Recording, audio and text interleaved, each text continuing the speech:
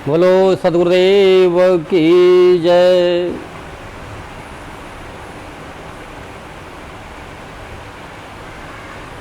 प्रथम बंदो सतगुरु चरण जिन अगमा गम में लखाइयाँ, गुरु ज्ञान दीप प्रकाश कर पट खोल के दर्श दिखाइयाँ।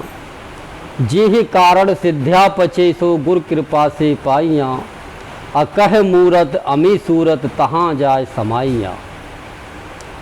तुम पूर्ण परमात्मा तुम ही हो जगदीश, आदि पुरुष सतगुरु तुम ही में तुम्हें नवाऊं शीस। अब देखो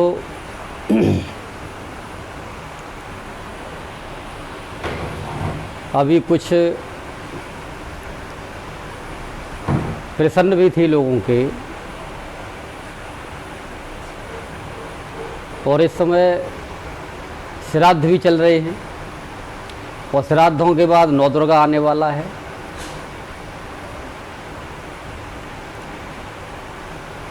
लेकिन ऐसी मान्यता है कि कबीरपंथी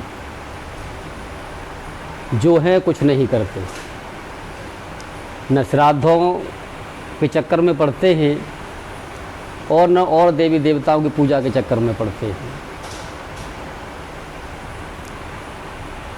लेकिन अब इसके लिए खाली कबीर पंथ में आने का मतलब ये नहीं है कि हम कबीर साहब की फ़ोटो लगा ली या हम कबीर साहब के सत्संग में आ गए कि हम तो साहब कबीरपंथी हो गए। जो कबीर साहब का ज्ञान है, जो उनका रहस्य है,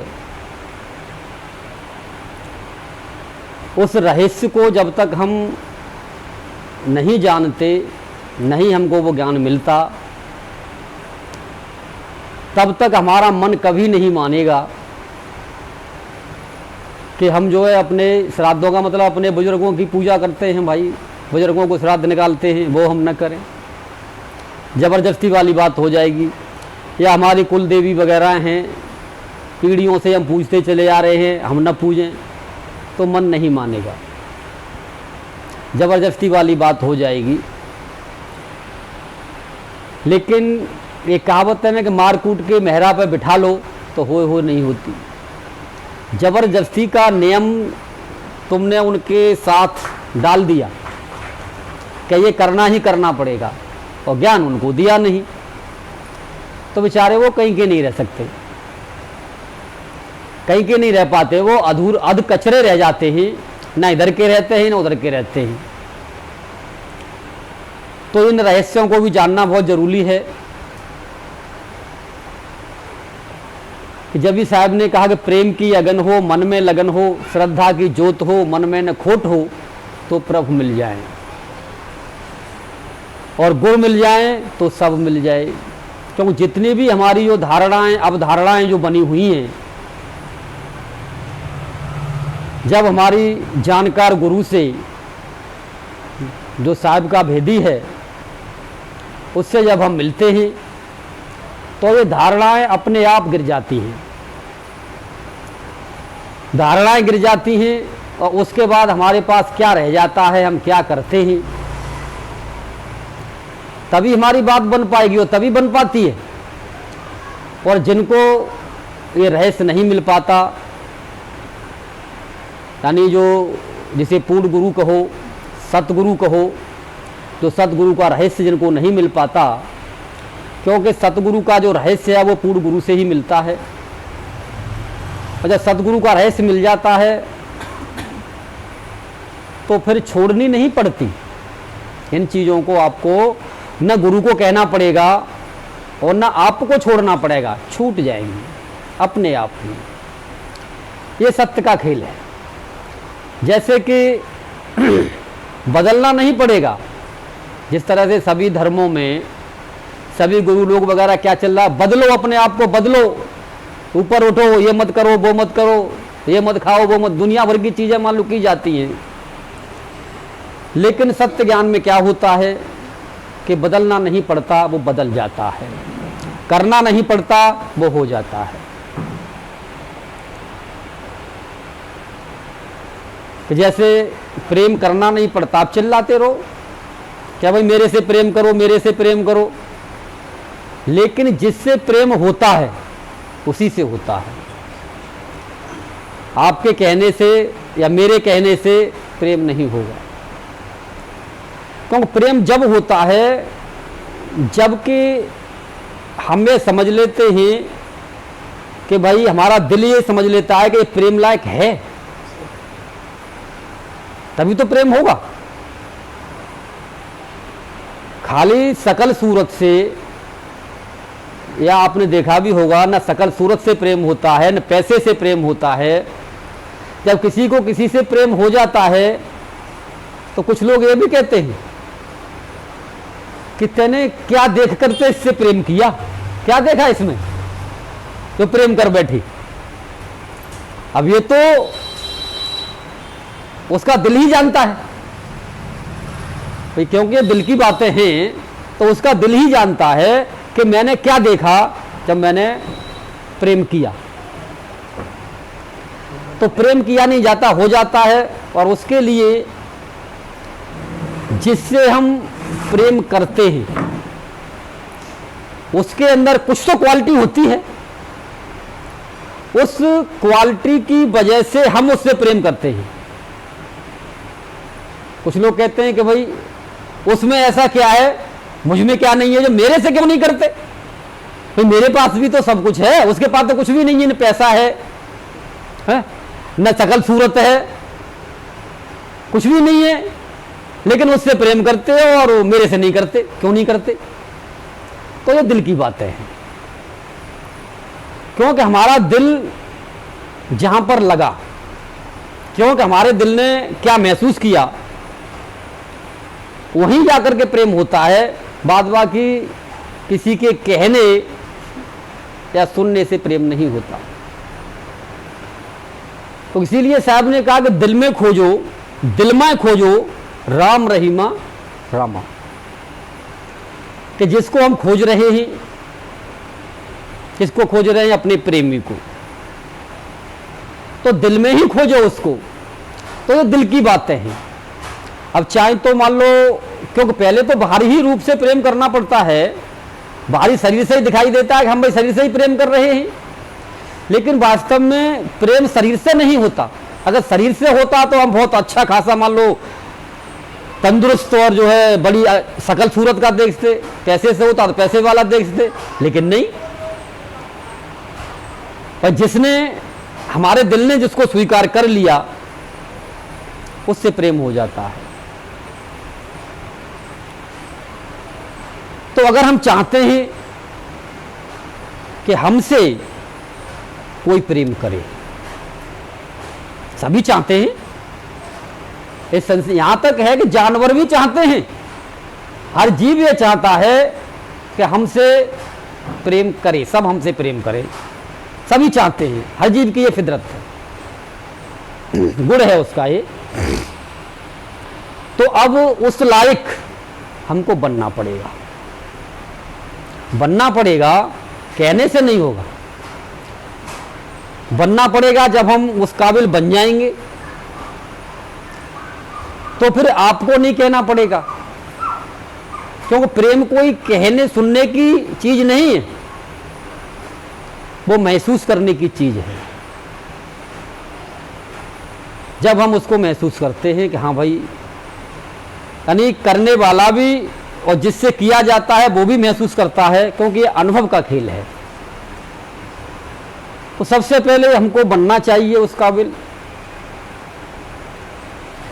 क्योंकि सभी कहते हैं परमात्मा से प्रेम करो, परमात्मा से प्रेम करो, लेकिन अब परमात्मा कौन है, कहाँ है, कैसा है, अब हम कैसे करें? जब तक उसकी न शकल देखी न सूरत देखी, कुछ नहीं देखा हमने, बिना देखे हम कैसे प्रेम करें?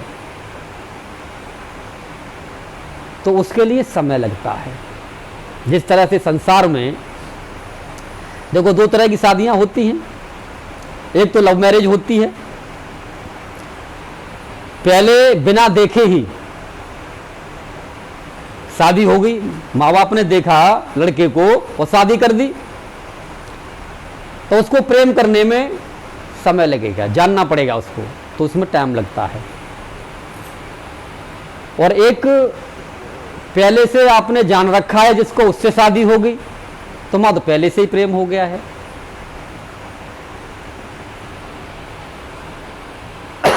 तो इसी तरह से जब हम किसी संत का सत्संग सुनते हैं तो सत्संग सुनने से ही हमको ये लगता है कि हाँ इसके अंदर कुछ है, या इसकी बातें या इसका जो अनुभव है वो सत्य की तरफ ले जाता है। तो उससे हमने देखा नहीं है फिर भी हम प्रेम करने लग जाते हैं। जैसे कि मान लो अब माँ बाप जब लड़के को देख करके आते हैं तो घर पर आकर के उसके गुणों का बखान करते हैं कि लड़का ये करता है, इतना पढ़ा लिखा है, उसकी ऐसी फोटो है, सारी चीजें उसको दिखा देते हैं। तो उनके गुणों से हम प्रेम करते हैं, शरीर से नहीं करते। तो प्रेम गुणों से होता है, अंदर से होता है, शरीर से नहीं होता। शरीर से सिर्फ एक वासना होती है, कामना होती है, इच्छाएं होती हैं, लेकिन प्रेम नहीं होता। प्रेम के अंदर न कामना होती है, न वासना होती है, न इच्छाएं होती हैं, ये कुछ नहीं होती, सिर्फ प्रेम होता है। तो उस काबिल हमको बनना पड़ता है। तो परमात्मा को हमने देखा नहीं, जाना नहीं, इसीलिए सत्संग की सलाह दी जाती है कि आप सत्संग से जुड़ें। जैसे कहा कि बिन सत्संग विवेकन होई और राम कृपा बिन सुलभन होई। तो जब हम बहुत कोशिश करते हैं, परमात्मा की कृपा एक तो पहले मान लो उसने कर दी कि हमको मनुष्य का शरीर दे दिया, ये परमात्मा की कृपा से ही हमको मिला हुआ है। तो उसने तो कृपा कर दी, अब हमको भी कुछ करना पड़ेगा। मनुष्य का शरीर रख करके कि आखिरकार हमको क्यों मिला है। अगर हम पूरा जीवन इसी में हमने निकाल दिया कि खाना कमाना, बच्चे पैदा करना, ब्याह शादी करना, तो इसको तो जानवर भी करते हैं, क्योंकि वो भी अपने बच्चों के लिए बहुत प्रेम करते हैं, बहुत मोह करते हैं, खाने का भी इंतजाम करते हैं, कहीं से भी लाएं, लेकर के आते हैं। देखते हैं चिड़िया कि जब बच्चे छोटे होते हैं तो वो कहाँ कहाँ से अपने पेट में नहीं खाती, लेकिन उन बच्चों के लिए वो दाना लेकर के आती है और उन बच्चों के मुंह में डालती है।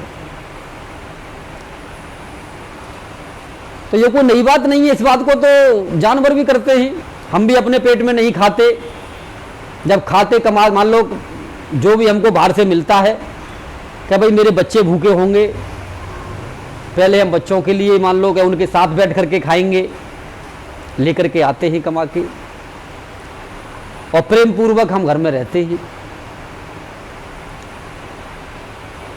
तो खाली यहीं से बात नहीं बनती। ज्यादातर लोग इसी को कहते हैं कि परमात्मा ने सब कुछ दिया है हमको, सब कुछ दिया है, घर परिवार है, सब कुछ है, पैसा है, सब कुछ है, तो हमें मान लो कहाँ जाने की जरूरत है। क्यों हम मंदिर जाएं, क्यों हम सत्संग में जाएं, क्यों हम भजन में जाएं, क्या आवश्यकता है हमको जाने की। सब भाई तुम्हारे पास नहीं है तो तुम जाओ। तो उनकी ये भूल है। वो दुखी भी रहते हैं, क्योंकि वो दुख सुख में इस तरह से फंसे रहते हैं कि जरा सी कोई परेशानी आती है तो जरा जरा सी बात पर वो रोने लग जाते हैं, बिलखने लग जाते हैं, चिल्लाने लग जाते हैं कि कोई हमें बचाओ, अब क्या करें। क्योंकि उनको समझ नहीं होती। जब तक मान लो भरा हुआ भंडार रहता है तब तक तो उन्हें लगता है कि सारा कुछ परमात्मा ने हमें ही दे रखा है, हम ही परमात्मा हैं। ज्यादा पोजीशन बन जाती है, बोले कौन परमात्मा, हम सब जानते हैं। तो जानते हैं तभी तुम्हारे पास सब कुछ है, नहीं जानते, तुम जानते तुम्हारे पास होता। क्योंकि उनकी सोच यहीं तक सीमित रहती है, यहीं तक सीमित रहती है। और जिस तरह से परंपरागत जो चीजें चली आ रही हैं उनमें ही वो उलझे रहते हैं। लेकिन जब हम सतगुरु के पास पहुंचते हैं, यानी जिसने सत्य को जान रखा है उसको भी सतगुरु कहा जाता है। सत्य को जिसने जान रखा है, क्योंकि तुलसीदास जी ने कहा कि जो जाने सो दे जनाई, क्योंकि वो जना देगा कि सत्य कैसे गुरु है, सत्य है वही गुरु है। तो अब सत्य को जिसने जान रखा है तो अब वही जना सकता है, तो सत्य है वही गुरु है। तो हमने किसको जानना है? सत्य को जानना है। अगर सत्य को नहीं जाना तो उससे पहले हम सतगुरु से मिल नहीं सकते। और जो मुक्ति का मार्ग है वो भी यहीं से खुलता है। और पहले मैं आपको बता दूं, ये जो पेड़ बना हुआ है, जड़ में जो भक्ति की जाती है, जिस तरह से साहब ने बताया, एक को साधे सब सदे, सब साधे सद जाए, जो कोई सींचे मूल को फूल फले अघाए, कि जिस तरह से पेड़ की जड़ में पानी लगा देते हैं तो सबको मिल जाता है।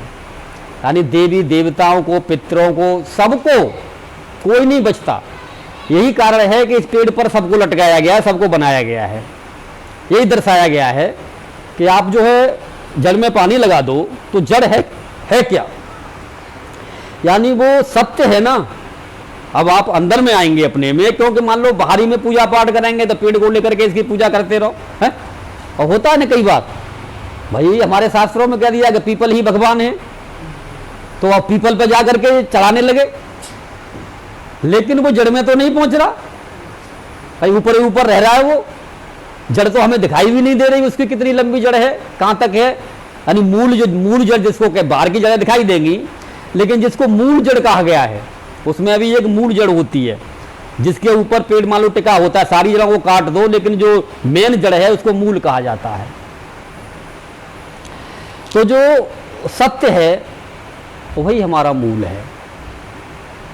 तो जब हम सत्य को जान लेते हैं, सत्य की हम भक्ति करते हैं, तो अपने आप ही फिर हमको और किसी की भक्ति करने की आवश्यकता नहीं पड़ती। न पितरों की भक्ति उनका श्राद्ध निकालने की आवश्यकता पड़ेगी, न माता की, अलग अलग से किसी को नहीं देनी पड़ेगी, क्योंकि हैं तो सभी उस पेड़ के ही अवयव है सब। डाली पत्ते, डाली फूल, फल फूल वगैरह सब पेड़ के ही हैं, तो फिर देने की आवश्यकता नहीं होती। अब खाली कहने से यह बात नहीं बनती। जब हम जाने हुए पूर्ण गुरु के पास, जब वो सतगुरु का हमको ज्ञान देता है, यानी सत्य का हमको ज्ञान कराता है, तब सतगुरु का ज्ञान होता है।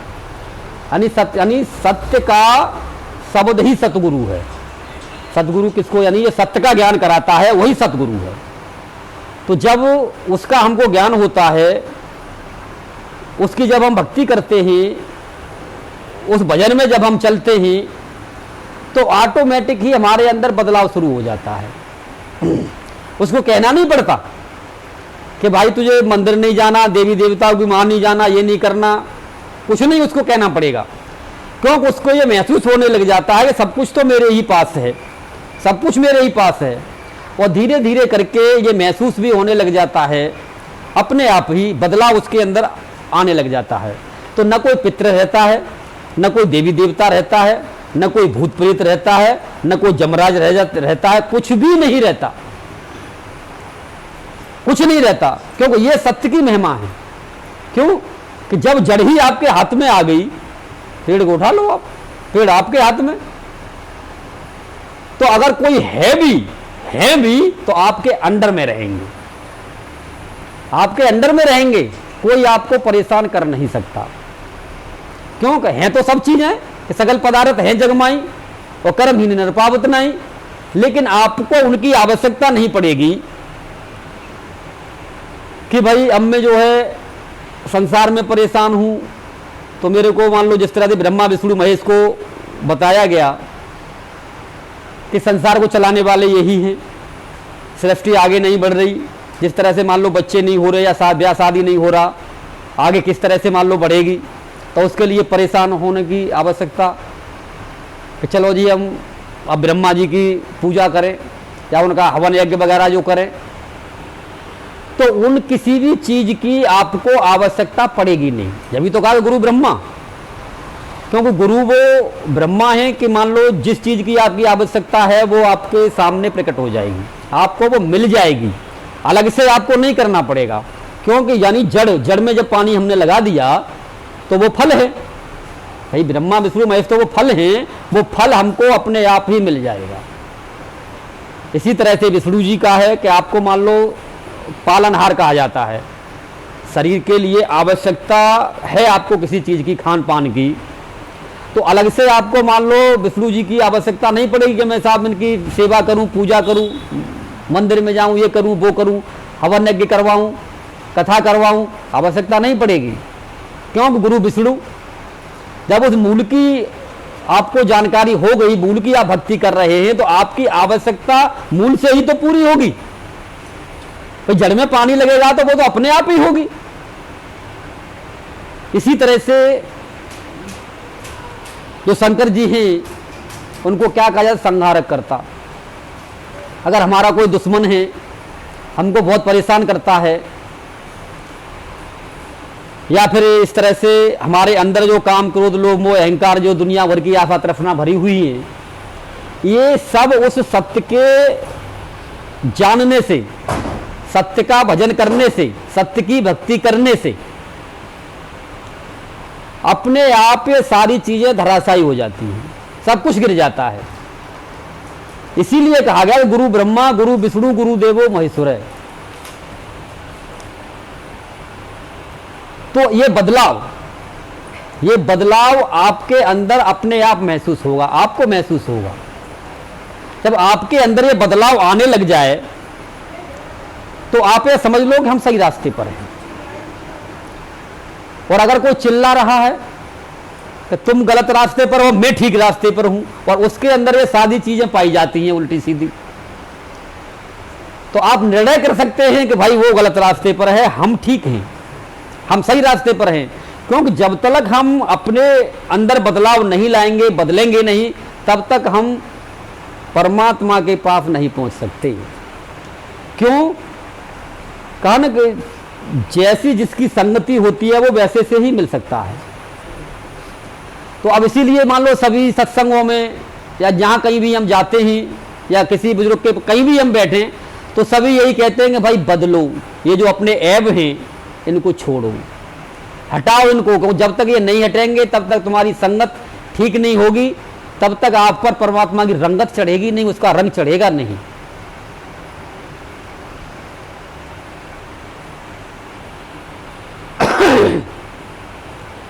लेकिन जब हमको सत्य का भजन मिल जाता है तो कहना नहीं पड़ता, वो बदल जाता है, वो बदलना शुरू हो जाता है अपने आप ही वो अपने में भी बदलाव महसूस करता है, दूसरे भी उसमें बदलाव महसूस करते हैं।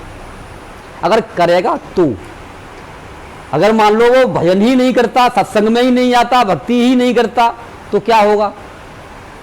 ये तो एक कहते हैं कि भाई तेने तो बाप के नाम को डुबो दिया। जिस तरह से कि बाप तो तेरा बड़ा अच्छा था, ना कुछ खाता था, ना पीता था, और लेकिन तू सारे ऐब करता है, तो बाप के नाम को डुबोने वाली बात हो जाती है। तो इसी तरह से जब हम मान लो उसको करेंगे नहीं, भजन ही नहीं करेंगे, तो हमारे अंदर बदलाव आएगा नहीं। बदलाव नहीं आएगा तो मान लो ये गुरु के नाम को भी डुबोने वाली ही बात है कि किन गुरु का चेला है, उस गुरु का चेला हूं। जिस तरह से बाप का नाम डूबता है और भक्ति न करने से गुरु का नाम भी डूबता है। तो अब आपको खुद यानी विचार करके, ज्यादा विचार कुछ नहीं करना कि मैंने ये छोड़ना है, वो करना है। मेरा एक ही कहना है कि जो आपको भजन दिया गया है उस भजन को करो, सत्संग में आओ प्लस भजन करो, तो ऑटोमेटिक जो भी गलत चीजें हैं आपकी छूट जाएंगी।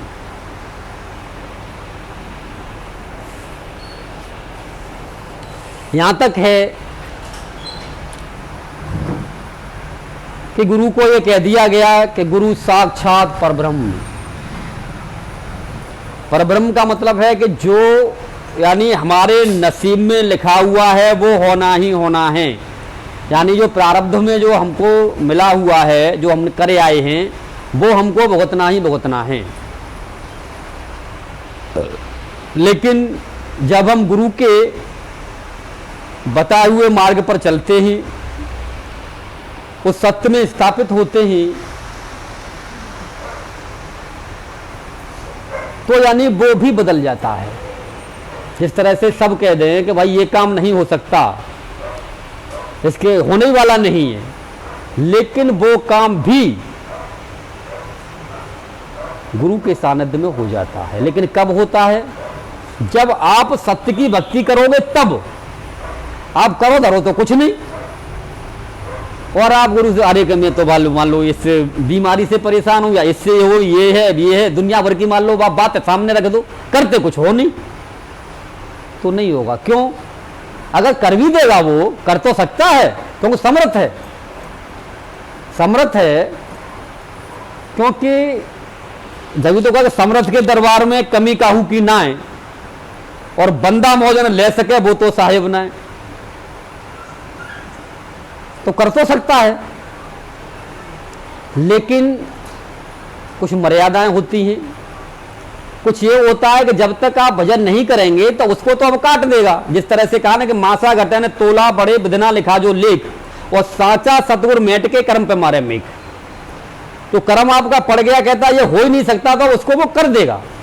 लेकिन अब वो तो कट जाएगा, लेकिन कर्मों का भंडार तो गट्ठर बंधा हुआ है ना, अब दोबारा फिर आ जाएगा, कोई और रूप लेकर के आ जाएगा, और रूप में आ जाएगा, तो उसका क्या करोगे? तो इसलिए यानी जो पूर्ण गुरु का काम है, सतगुरु का काम है, वो बनाता है समर्थ।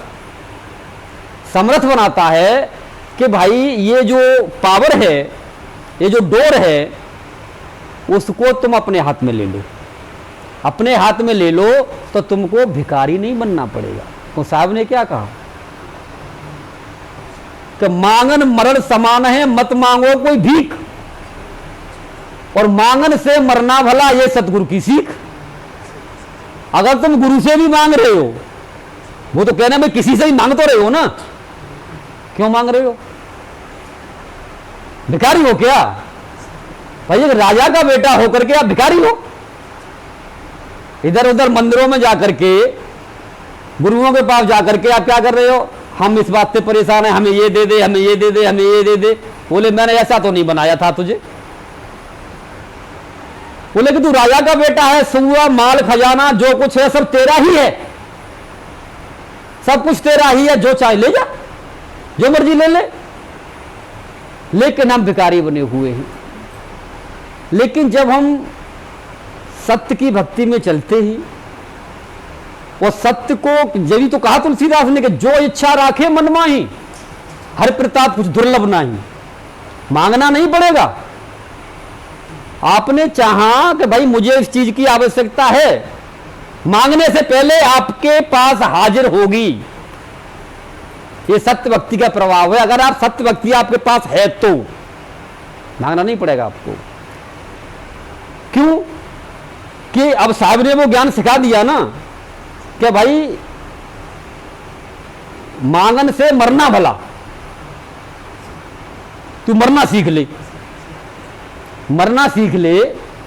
तो अब जो मर जाता है उसे किसी की आवश्यकता ही नहीं। और हम क्या कर रहे हैं? जो मर गए हमारे पूर्वज हैं, अब उनके लिए श्राद्ध चल रहे हैं। साहब लो जी खीर खा लो, लो पूड़ी खा लो, लो हलवा खा लो। अब वो खाने आ रहे हैं क्या? लेकिन ये हमारी समझ में क्यों नहीं आता? क्योंकि हमने अभी मरना जाना नहीं है। जब हम पूर्ण गुरु के पास में पहुंचते ही, जो हमको सत्य का ज्ञान कराता है, तब मरने के बाद आत्मा का होता क्या है, होता क्या है, तो आपकी समझ में आ जाएगा कि जिस तरह से जब ये सत्य की भक्ति में जब उतरते हैं हम, तो जितने भी हमारी जो पीढ़ियां हैं ना, वो ऑटोमेटिक ही, भाई सब हमसे प्रेम करती हैं, हम उनसे प्रेम करते हैं, ऑटोमेटिक ही हमारे अंदर आकर के वो मुक्त हो जाती हैं, सब मुक्त हो जाती हैं। जब जिसको मुक्ति ही मिल गई तो वो तुमसे मांगेगा क्या? हा? वो तुमसे मांगेगा नहीं कि मैं भूखा हूं। भूखा वो जब तक होता है जब तक कि वो मरता नहीं है। और जब उसने भी तुम्हारे अंदर आकर के मुक्ति प्राप्त कर ली, भाई मैं तो गारंटी देता हूं इस बात की, आप इस ज्ञान को सीखो और उसके बाद में आप कह रहे हो हमारा पितृ परेशान कर रहा है, आप उसको बुलाओ, आपके अंदर उतरेगा, वो भी मुक्त हो जाएगा, न किसी को परेशान करेगा, न मांगेगा कुछ भी तुमसे। तो संतों के पास में ये कला, ये चीज, ये वस्तु होती है कि वो अपने जैसा ही बना लेते हैं, मुक्त करते हैं। अब जिस तरह से मान लीजिए कि आप किसी के यहां कोई कहते हैं कि हमारा पितृ बिगड़ गया, प्रेत बिगड़ गया, अब क्या करें यार, कहीं कोई वो नहीं मिल रहा तो आप तांत्रिकों के पास जाएंगे, तो तांत्रिक क्या करेंगे, दुनिया भर का वो खर्चा करवाएंगे। खर्चा करवा करके उसको कोई मटकी में बंद करेगा, कोई बोतल में बंद करेगा, और उसकी कोई गारंटी नहीं, क्योंकि बोतल भी फूटेगी, मटकी भी फूटेगी। अगर किसी के पास ज्ञान है तो, लेकिन बहुत कम है, लेकिन हो सकता है, ऐसा होता है। जब फूट गई तो फिर वो तुम्हारे खानदान को तुम्हें परेशान करेगा, वो मर थोड़ी रहा है, उसमें कैद हो रहा है सिर्फ। और जो गया का सिस्टम बनाया गया है वो भी आपको मैं बताऊं कि जब किसी का कोई पितृ वगैरह ज्यादा परेशान करता है तो पंडित लोग कहते हैं कि भैया अरे गया जाओ और वहां जाकर के पिंडदान करो, आपकी ये प्रॉब्लम सॉल्व हो जाएगी। तो अब वहां जाकर के होता क्या है कि वो तो छूट गई, कहने का मतलब है कि वो योनि तो छूट गई, पितृ योनि तो छूट गई, उसके बाद वो बेचारा 84 में चला गया, 84 में चला गया। अब वहां से जाकर के जो तुम्हारे जो मान लो बाबा थे है? या दादा थे या पिताजी थे, क्या तुम ये चाहोगे कि हमारा बाप गधा बन जाए है? हमारा बाप कुत्ता बन जाए? यही तो होगा 84 में जाने के बाद में, और क्या होगा। लेकिन तुम्हारी समस्या सॉल्व हो गई, लेकिन बेचारे उनका क्या हुआ, वो 84 में चले गए। ये होता है गया में जाकर के, तुम्हारी अपनी समस्या सॉल्यूशन हो जाएगी। लेकिन अगर आप किसी संत की शरण में आ जाते हैं, पूर्ण संत की शरण में, तो वो आपको आत्मज्ञान करा करके, यानी सत्य का ज्ञान करा करके, और उनको आपके अंदर ही मुक्ति दिला देगा। इसमें 2 प्रोसीजर होते हैं। एक तो यह होता है कि उसको अगर आपको वो ज्ञान हो गया तो मुक्त कर देगा आपको, यानी उनको भी मुक्त कर देगा। अगर आप वहां तक नहीं भी पहुंच पाए तो उसको बुला करके आपके घर में ही स्थान दे देगा।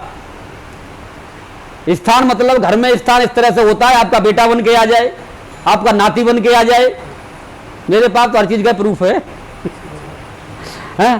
तो आकर के जब आप भक्ति करते हो वो भी भक्ति करेगा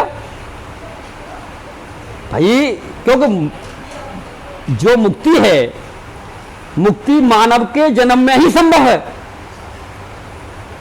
तो एक तो मनुष्य का शरीर उसको दे करके और अपने सानिध्य में लेकर के उस भक्ति में लगा करके उसे मुक्त कर देगा, दोबारा से नहीं आना पड़ेगा पितृ को।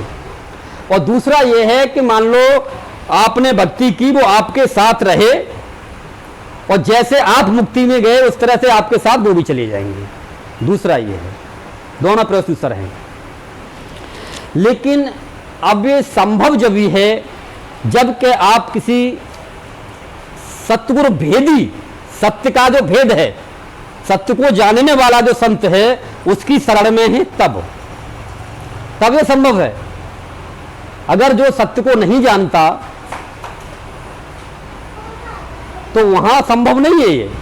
तो वहां तो फिर यही होगा कि वो क्या कहेगा, भैया रे तांत्रिक को ढूंढ ले, किसी पूजा पाठ कर ले, हवन करवा दे, ये करवा दे, कभी कथा करवा ले, तो सारी जिंदगी आपको और आपके बच्चे लुटते ही रहोगे। लेकिन अगर किसी सच्चे संत की शरण में पहुंच गए तो आपका भी कल्याण और आपके बुजुर्गों का भी कल्याण। इसी के लिए धर्मदास ने कहा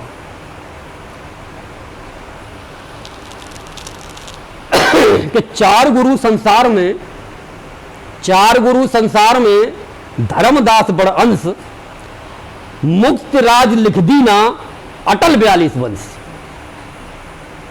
यानी मुक्त राज लिख दीना अटल 42 वंश, यानी कि अगर आप किसी सच्चे गुरु की शरण में पहुंच जाते हो तो 42 पीढ़ियां आपकी तार देगा वो। अब कैसे तार देगा, अब मैं प्रैक्टिकल दिखाऊंगा आपको यहां, वैसे तो नहीं मानोगे, प्रैक्टिकल दिखाऊंगा। अभी प्रैक्टिकल यानी प्रॉपर में कैसे तारता है, यानी सात अपनी और 7 माता की और 7 पत्नी की, अपनी पत्नी की और मां की इन पीढ़ियों को वो तार देता है। तो अब मैं अपने से ही शुरुआत करता हूं आपकी।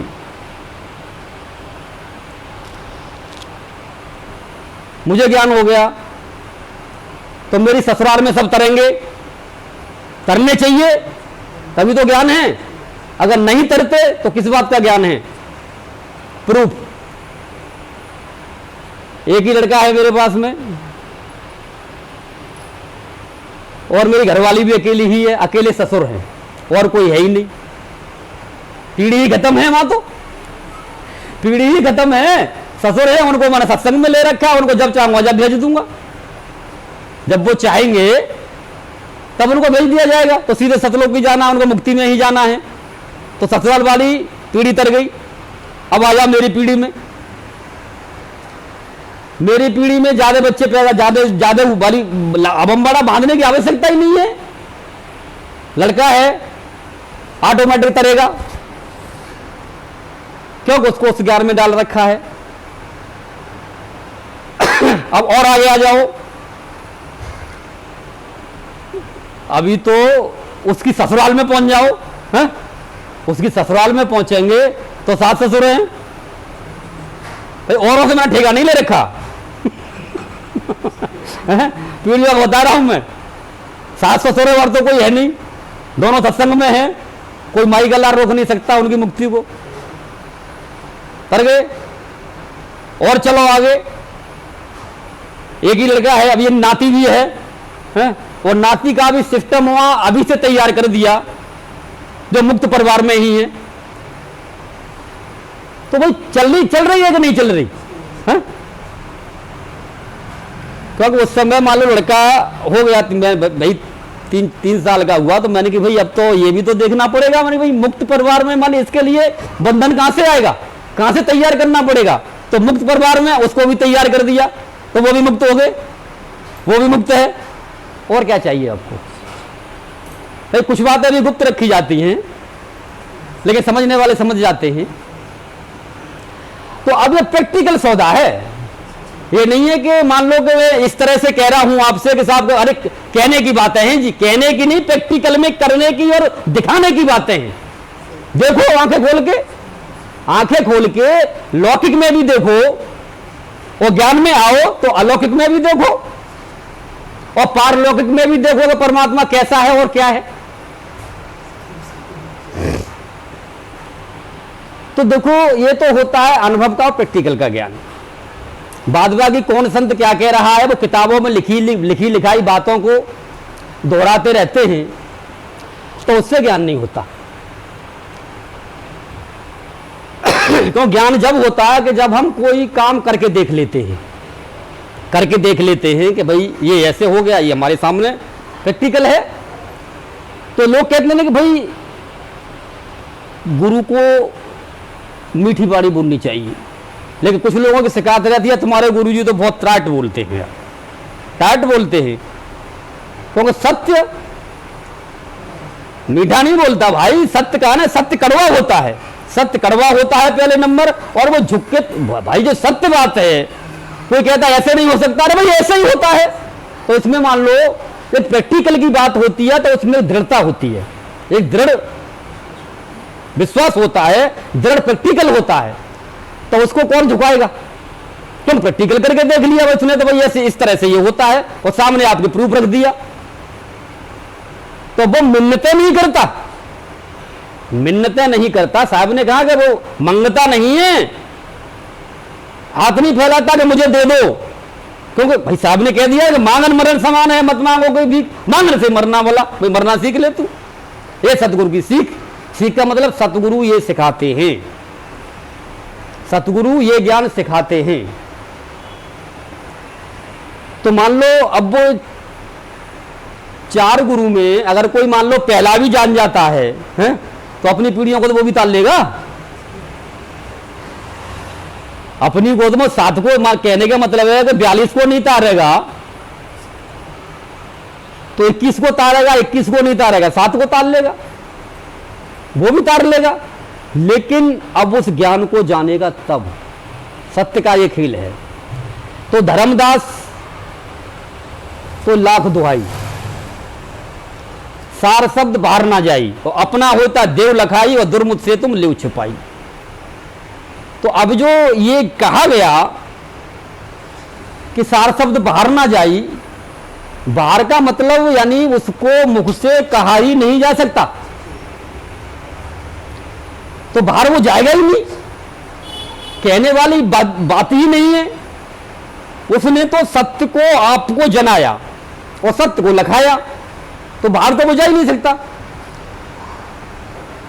तो ये मतलब है इसका कि धर्मदास को लाख दुआई, सार शब्द बाहर ना जाई, अपना होता देव लखाई।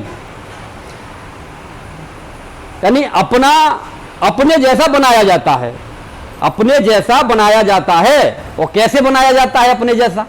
गुरु अपने जैसा कैसे बनाता है? लेकिन ज्यादातर तो क्या है, मैं गुरु रहूंगा और कोई गुरु ना बन जाए, है? मेरी ही गद्दी रहेगी और किसी की गद्दी ना हो जाए। तो ज्यादातर वे लफड़ेबाजी में पड़े हुए हैं। लेकिन साहब का ज्ञान तो ऐसा नहीं है। साहब क्या कह रहे हैं कि गुरु को कीजिए दंडवत, कोट कोट प्रणाम, और कीट न जाने भृंग को गुरु कर ले आप समान। गुरु तो अपने समान बनाने वाला होता है भाई, अपने समान बना ले कि भाई मैं भी गद्दी पे बैठा हूं, तू भी गद्दी पे आकर के बैठ जा। तो ये ज्ञान हर जगह नहीं मिलेगा। बिरलों पे था, बिरलों में है और बिरलों में ही रहेगा। इसीलिए कोई या भीड़ लगने वाली, बहुत दिन पहले मैंने कहा था, लोग कहते हैं अरे साहब तुम्हारे पास में ज्यादा भीड़ ही नहीं होती। मैंने कहा ये भीड़ का ज्ञान ही नहीं है भाई, ये भीड़ चाल का ज्ञान थोड़े है ना। जिस तरह से हीरा होता है, बहुत कीमती होता है, बड़ा छुपा के अंदर रखा जाता है उसको, और जौहरी होता है वो उसको उठा लेता है, पहचान लेता है भाई मुझे तो वो हीरा चाहिए।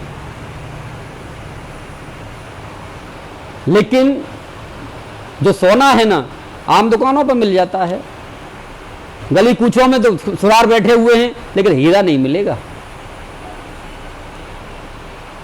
हीरा कहीं बड़ी दुकान पर जाकर के, वहीं जाकर के मिलेगा, और वो भी बड़ी हिफाजत से रखा होगा। तो जब ही कहा है कि भाई बिना आप उस काबिल बने मिल नहीं सकता, लेकिन काबिल भी अपने आप को बन नहीं सकता, बन नहीं सकता। क्योंकि अब गुरु के पास हम जाते हैं, ये पुरानी परंपरा चली आ रही है कि गुरु के पास जाते हैं तो गुरु जी कहते हैं भैया रे तन मन धन दे दे।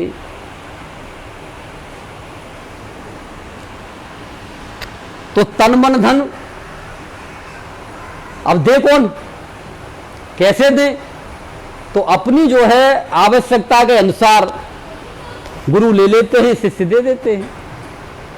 अब बात उससे नहीं बनती, क्योंकि ये तो लौकिक खेल है।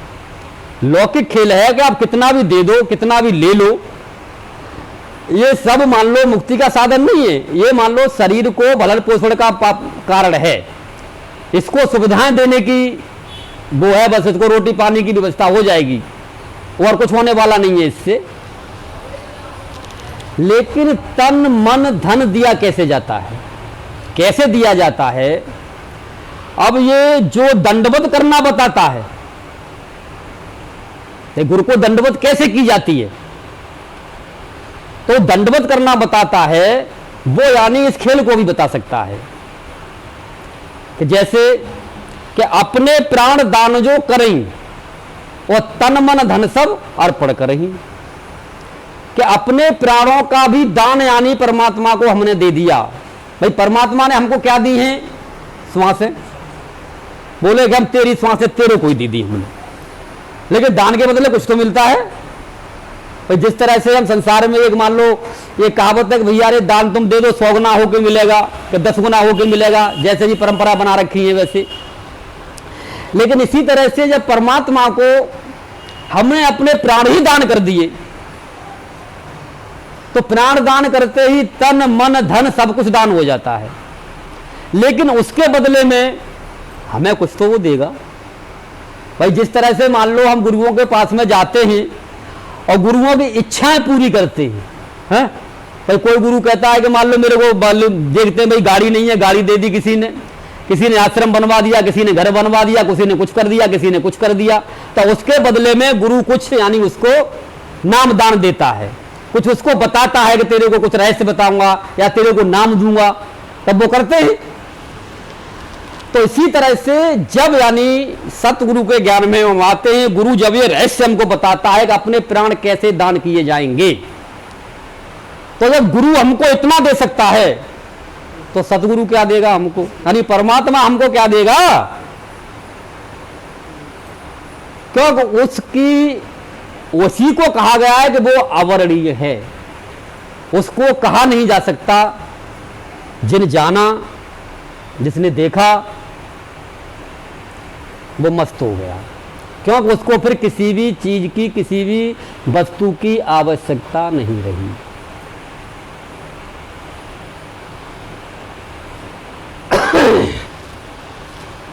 तो अब इस बात को अपने अपने तरीके से जैसे जिसका ज्ञान होता है,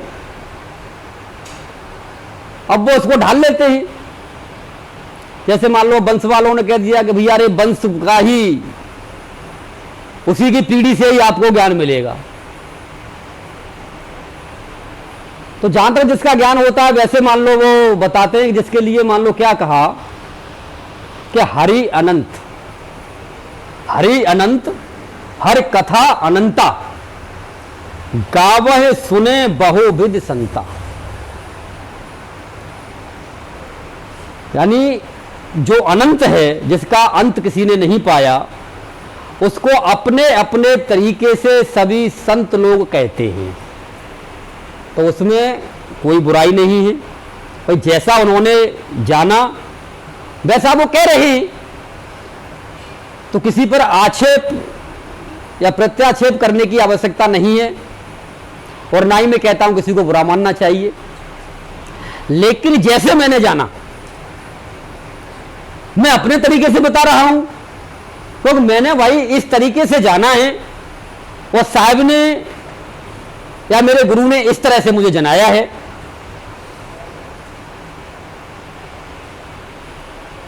तो इसी के लिए और कहा, तिनका तोड़ दिया परवाना,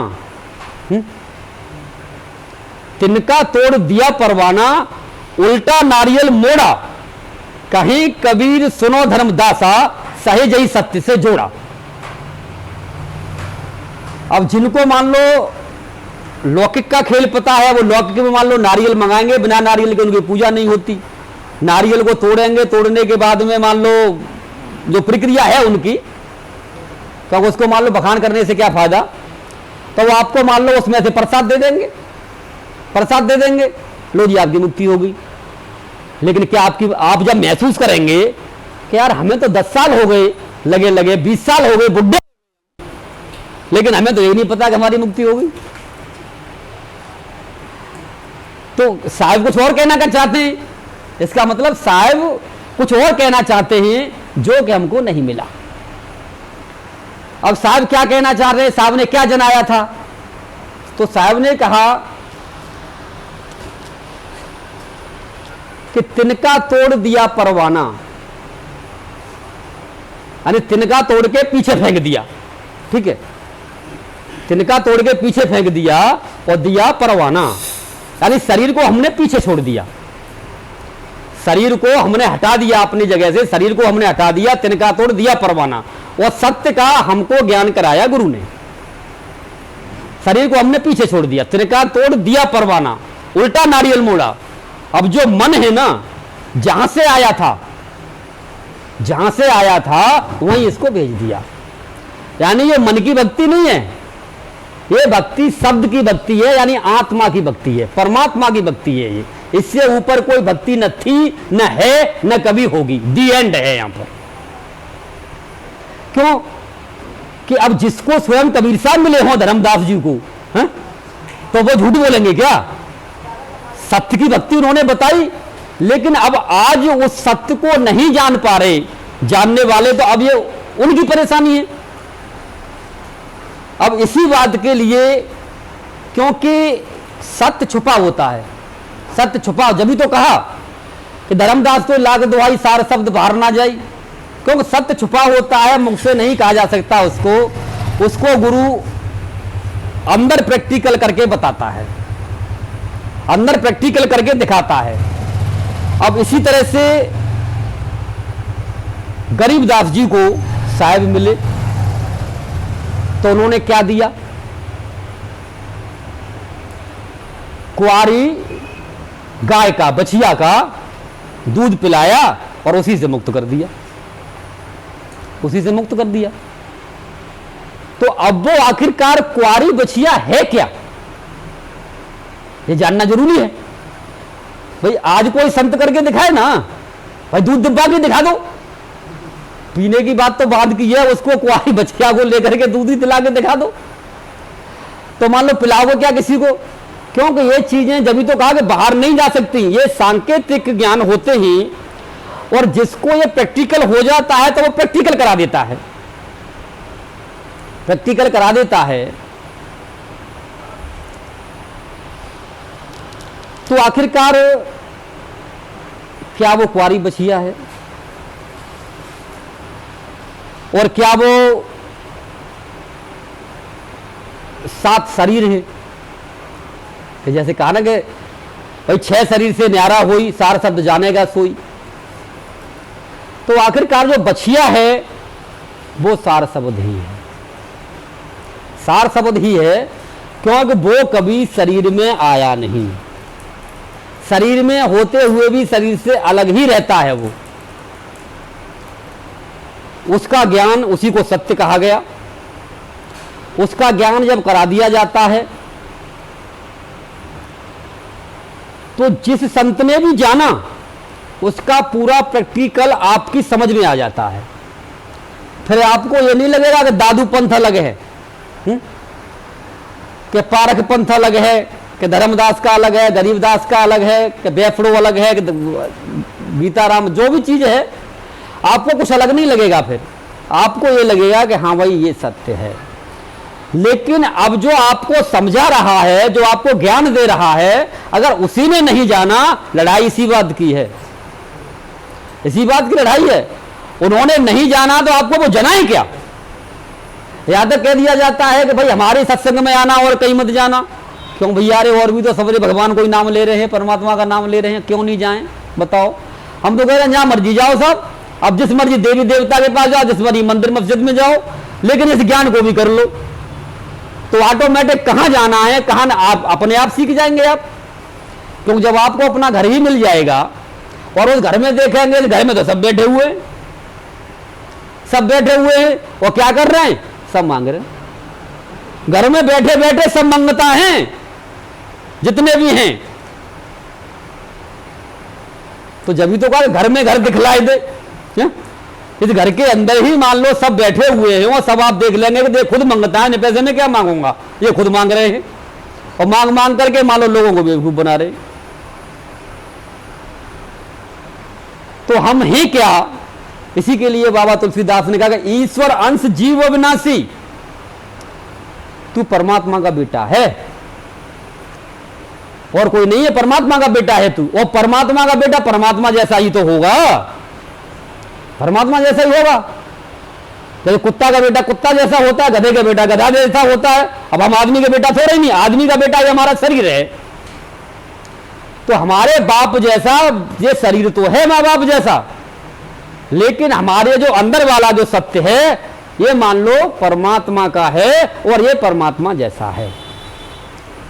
यही मान लो गुरु गुरु में फर्क है, गुरु गुरु में भेद है और गुरु गुरु में भाव। बोल गुरु नित बंदिए, जो शब्द बतावे दाव, यानी उस गुरु की आप वंदना करो तो जिस खेल को आपको बता दे, तो परमात्मा को तो आप जानते ही नहीं,